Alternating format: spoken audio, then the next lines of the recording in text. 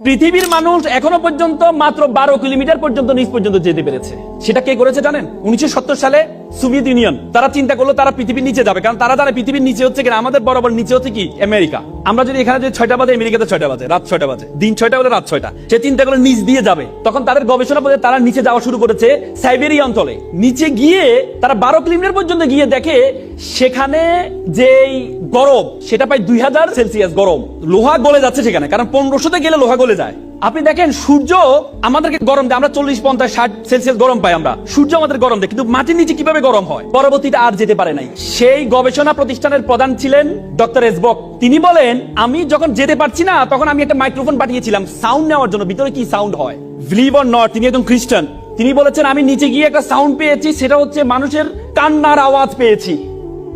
তিনি আবার বলেন, তিনি ভাবলেন এটা একটা ইকুইপমেন্ট বা আমি যে ইকুইপমেন্ট পাঠিয়েছি সেটার কোনো আওয়াজ হতে পারে। তিনি আবার পাঠালেন, পরে দেখলেন এটা কোনো একজন দুইজন মানুষের আওয়াজ না, এটা হচ্ছে হাজার হাজার মানুষের কান্নার আওয়াজ, এবং সে আওয়াজগুলো বেশিরভাগ আওয়াজ হচ্ছে মহিলাদের আওয়াজ। তখন তিনি স্টপ করে দিলেন। তিনি বললেন, I am a communist, I don't believe heaven and Bible, but I believe in hell. আমি জাহান্নামকে বিশ্বাস করি। আল্লাহ রাসূল বলেছেন বেশিরভাগ মহিলা জাহান্নামী হবে, বলেছি কিনা?